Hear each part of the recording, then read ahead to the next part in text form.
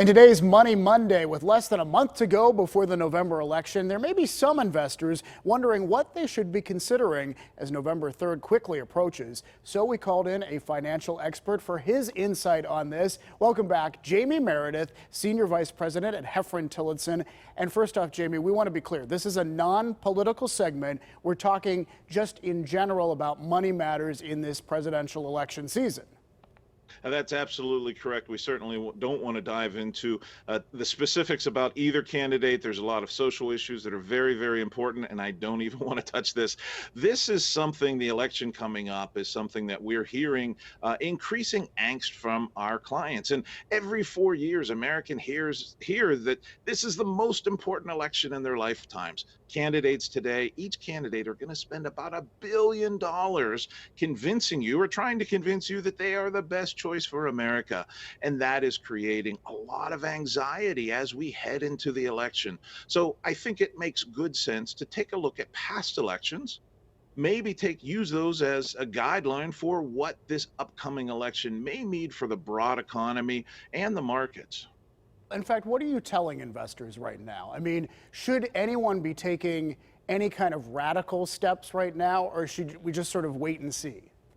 Well, the number one thing is no, folks should not be taking radical steps. Now, this is going to be probably one of the most radical statements I'm going to make during this segment, but the markets really don't care about the election. They do, but in the grand scheme of things, the president, well, he or she will have a great deal of influence over the economy. The business cycle is what drives the election or the economy and the markets more than the president.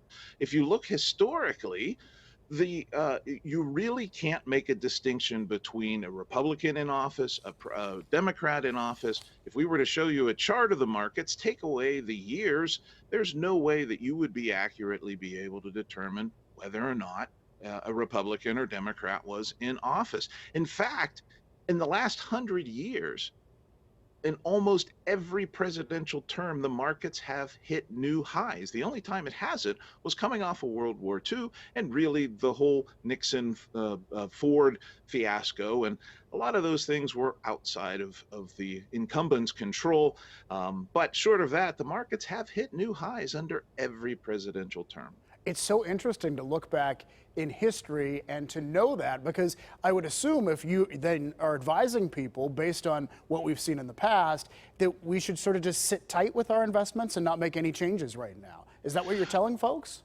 Well, yes and no. So again, the president is not going to control the broad economy, not going to control the broad markets, but the president does have significant impact over various sectors. So looking at the upcoming election, we could see some big changes to technology companies, to financials, to utilities, to energy, to healthcare and pharmaceuticals. So there are some sectors that will be greatly either benefited or detrimented by the president, whoever it may be, by their feelings on regulation, deregulation, taxes, R&D, all kind of things that will influence these sectors. And the changes to these sectors can be material. So it is important for investors to look at their portfolio, understand where they're invested, and maybe take a look and say, okay, if my favorite candidate is not invested, do I have some sensitive areas in my portfolio?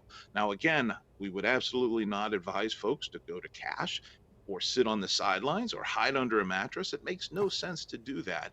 But it does make sense to really look at your exposures and ask yourself, well, under either outcome, do I have some sector exposure that may be impacted? All right, well, we shall see what happens. And as always, we thank you for your insight, Jayme. Well, it's always great to be here and talk to you. Thank you very much, Jayme Meredith. And as always, we want to thank Hefrren-Tillotson for sponsoring today's Money Monday segment.